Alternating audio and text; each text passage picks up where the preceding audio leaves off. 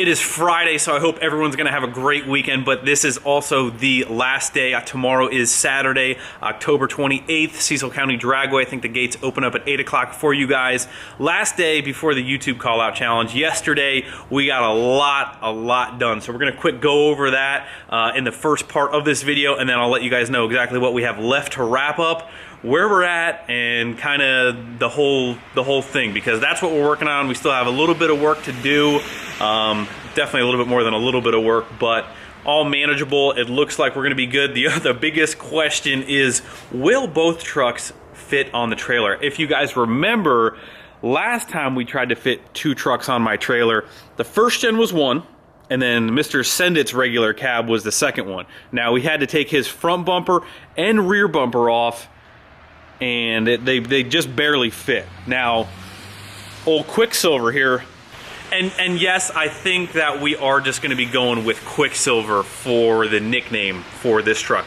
Even when we repaint it, I do think we're going to stick with silver for a couple different reasons, but I think just Quicksilver rolls off your tongue a little bit.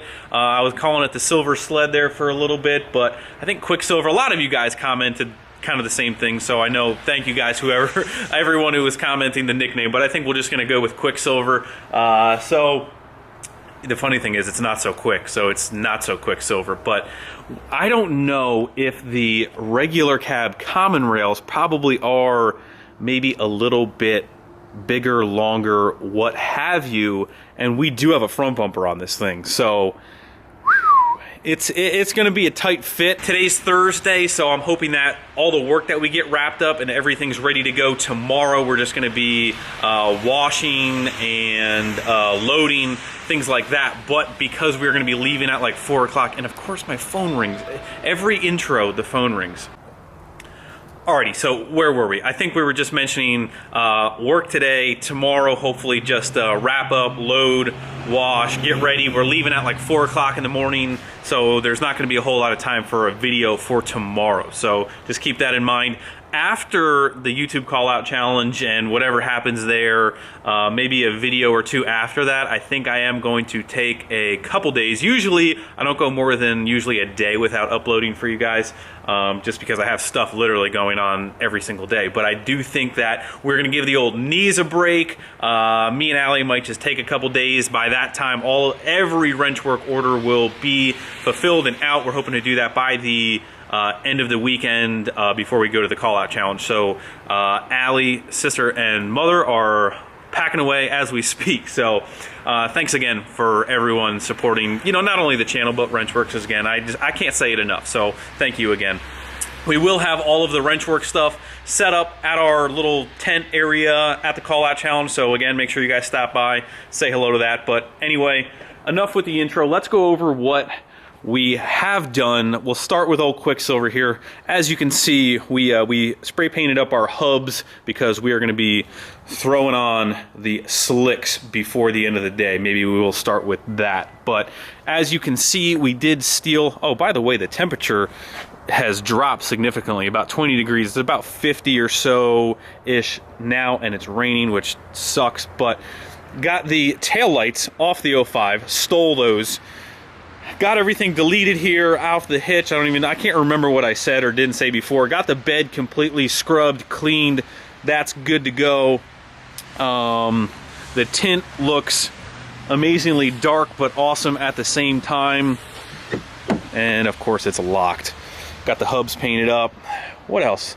New wiper blades. I mean, you know, the important stuff. But old Quicksilver here is not bad for a 2-day transformation. The wheels and tires will make it look a heck of a lot better. Grab the old keys here. So we do have a couple important inside modifications that were done. One of them happens to be that little fun go fast switch there for the torque converter lockup. Here's just a little bit better look at our boost gauge setup with the SRT10 pillar. We have a plethora of black ice trees inside here because this thing was slightly smoked in and it smells, as you might somewhat imagine. Over here, the other Go Fast modification here, I have a V2 for all of my EFI Live trucks. I've got about 7 or 8 trucks. Basically the difference between this and say an AutoCal from whatever tuner you choose is this is not locked to anyone specifically. I can get a VIN license for any additional truck that I want and get tunes from whoever I want, and you know, this is tuned many a truck, so we're gonna keep that in here. I do have 5 tunes for this thing from stock, you know, to wild.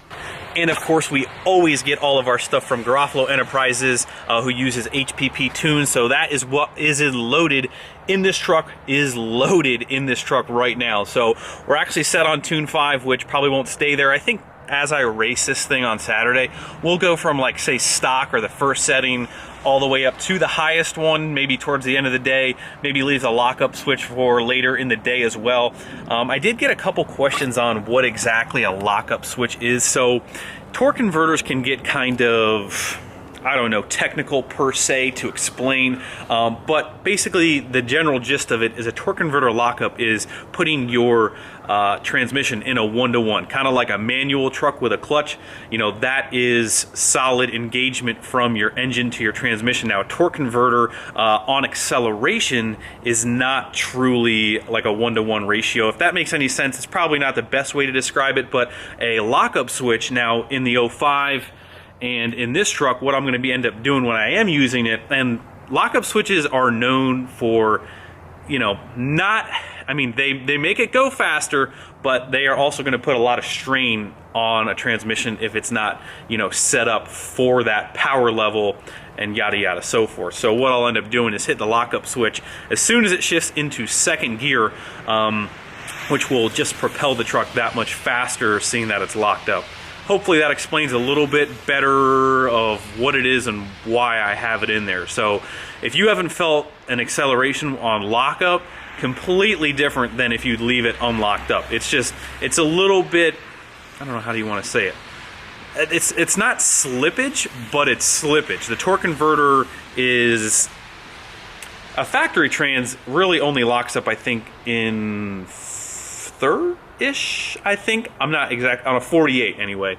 But this thing, I'll lock up down low, get a little bit more power out of it, and hopefully nothing extremely bad happens. If it starts slipping at the end of the day, then we did it to ourselves. But I don't think there's that much else to go on about old Quicksilver here. We did get the oil changed in it. We checked all the fluids like I had mentioned.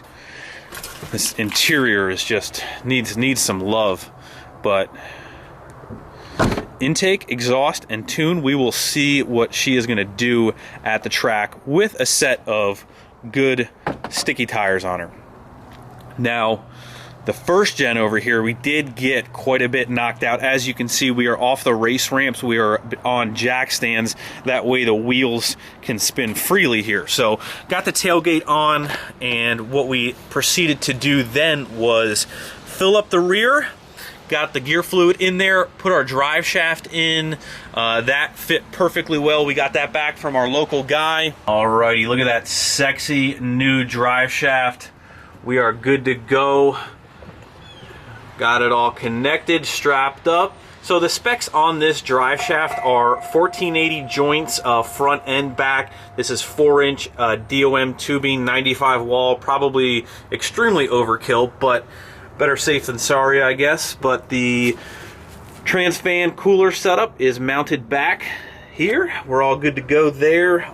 We did finally get our trans cross member brace completely, almost 100% done. All I got to do is just swap out 2 bolts here that were not the correct length that I didn't have, but the cross member setup is completely done. I'm pretty pumped with it. Had to modify the common rail mount here a little bit and not run the bottom section of that. These are actual little hockey puck engine mounts from a Volvo that I put metal sleeves in.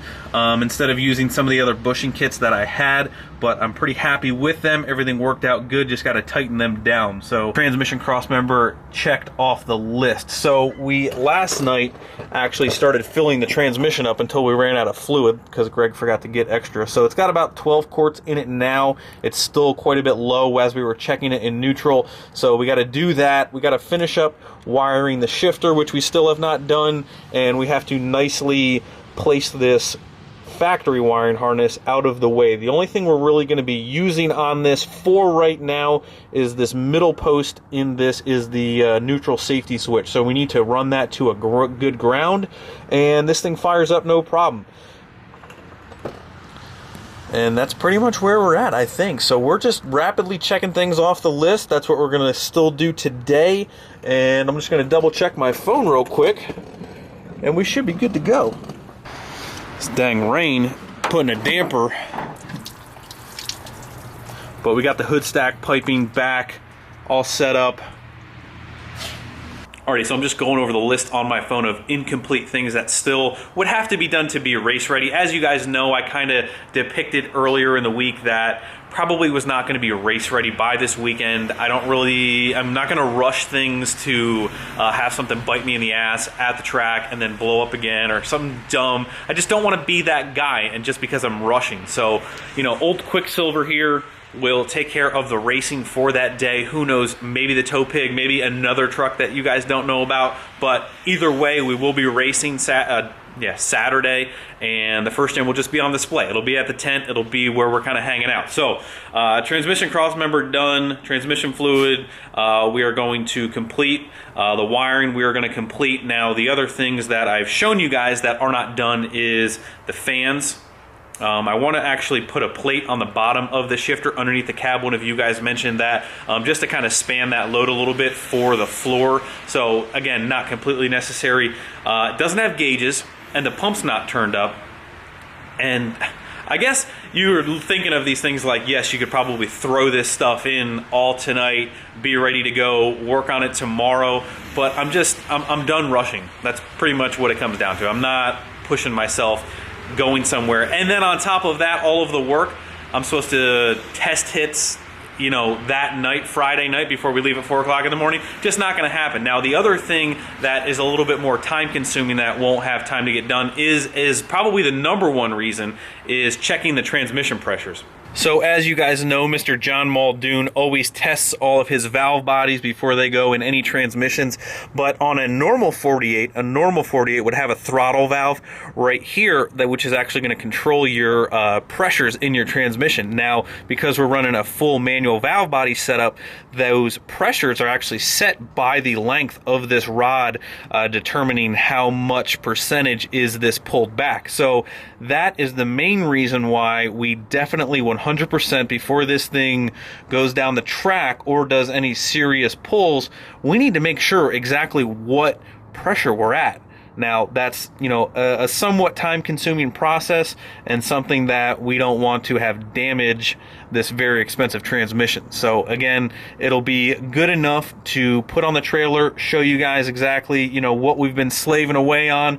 But as far as, you know, racing full load, definitely not something you want to take a chance on. Now, of course, if you are getting a trans built by Mr. John Muldoon, he always checks the pressures before he sends the truck to the customer. But seeing that we do, you know, all of our own work here, I usually just bring him units, bring them back. So really the pressure check is kind of, you know, on me, or bring back down to him for him to check, you know, with him, kind of like how we did the 05. You saw us bring that back down to him. He hooked up his scan tool and we checked the pressures. And that's, again, something that needs to get checked off the list, but we'll not have time to. So that's the general gist of what you guys missed yesterday, where we're at, where my head's at, and now we are going to continue to work in the rain here. It's a little colder, so we got our long sleeve on. Oh, and I'm getting wet. Well, boys, quick time jump, and look at what is finally starting to come out, even though we're going to lose it here in an hour or two. But we actually just had our first scare in Quicksilver here. We actually just went to go rip it up and down the street real quick. Got it about 2 feet out of my driveway, and the truck shut off. started it back up, came back here, and shut off actually right in the middle of the driveway. Had a code in here for no communication with the vehicles. So quick call to our man Mikey G, of course. Started looking at the TIP'em here, and you can tell, I don't know if you can tell by the way these tabs are bent, and you can see here, somebody has definitely had this TIP'em out. It kind of just separates from two tabs here, one on the bottom underneath here, and this whole thing. That's probably him calling me back right now. Yo. Well, I think it is because I pulled the whole TIP'em out, and like I said, somebody has looked at this behind here before, and like a wire or two kind of looks a little green. So all I did was, you know, try to push the connectors in a little bit more, start it up, and then it was fine. I took it down the road, you know, for 5 or 10 minutes, and it's fine. So I don't know what the permanent solution for that is quite yet, but that's where I'm at right now. So as long as, you know, I know it's that, I don't know, I might pull it apart and throw some dielectric grease on it now and, you know, run it for the weekend. Alrighty guys, so we took that whole TIP'em out, redid all the connections. Hopefully that solves this. Not redid the connections, but put some dielectric grease on there a little bit, made sure everything was tight, and hopefully this doesn't come back to bite us in the butt. If in the future, we probably will need to re-go over that some way, shape, or form a little bit further in depth, try and clean up some of that a little bit better. But for now, we need to keep pushing forward. Hopefully it doesn't come to bite us come Saturday, but there's not really a whole lot else I can do as of right now. Let's throw the slicks on here real quick, and then just so we can call this thing done. I just want to call this thing done. So ready, 1, 2, 3, and there we go. I realized I should probably stop doing that and finish this while we still have actual daylight. So that's what we're going to.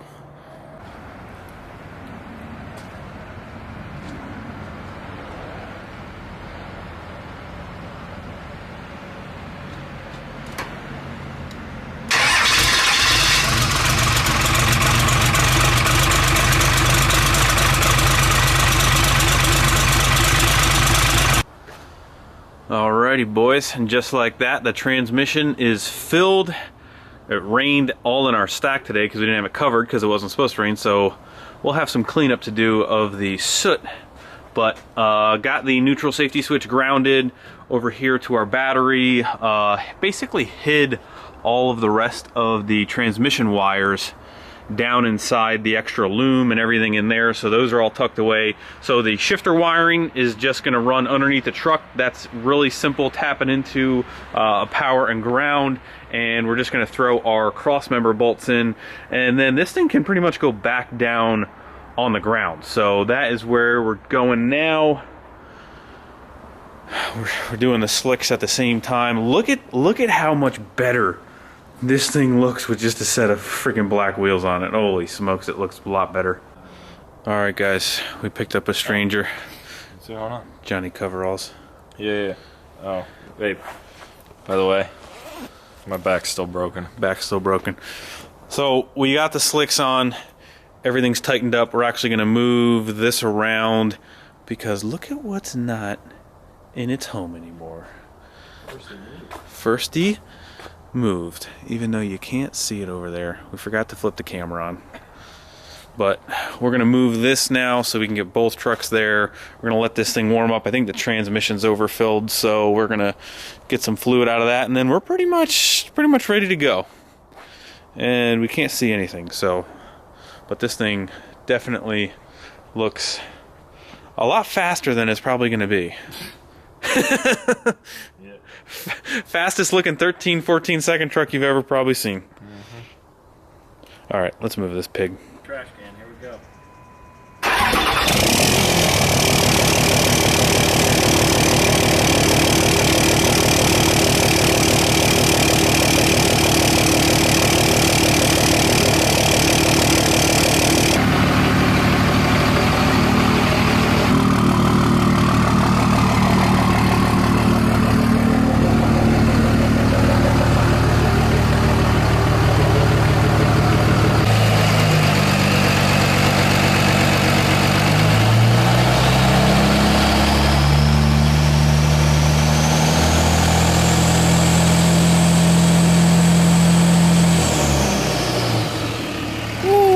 Talk about a light switch, Bobby.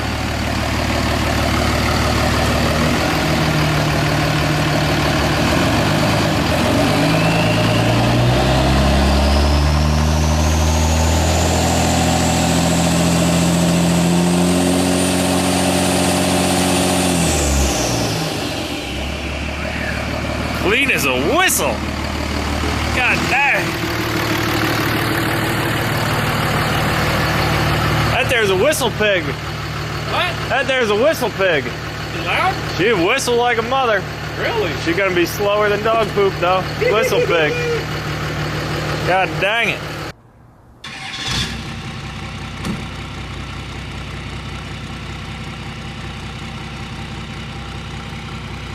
Better make this quick.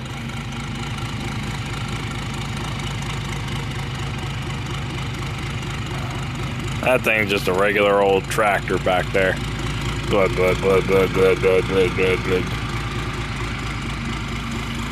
Ooh, those lights are bright.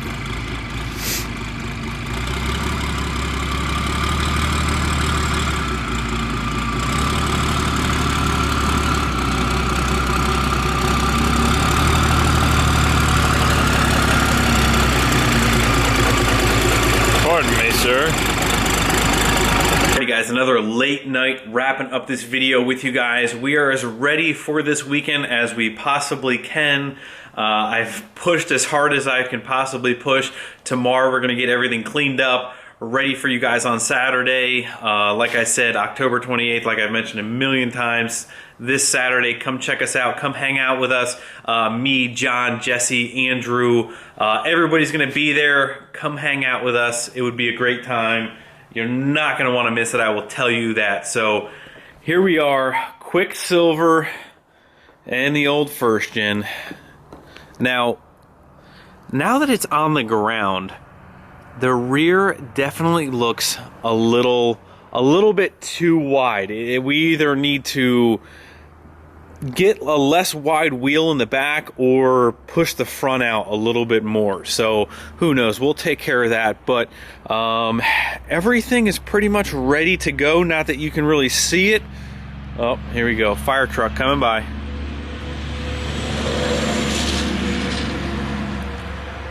But everything is looking good. The new Project Quicksilver is looking like the fastest, slowest truck you have ever seen. So hopefully we can do well with that this weekend. I know I say it all the time, guys, but thank you guys so much for your support. I really do appreciate it. More huge, big things to come very soon for the channel, for the future. So make sure you guys are subscribed. Stay tuned for the big changes that are going to come. It's going to be awesome. This ride isn't stopping anytime soon. So again, thank you guys. I hope to see a lot of you guys out there on Saturday. If not, I know you wish you could be there. Thank you guys. I will see you guys maybe not tomorrow. I'll still be filming tomorrow, but by the time the video goes up, probably about Sunday for the next video. So thank you guys. I'll see you then. See ya.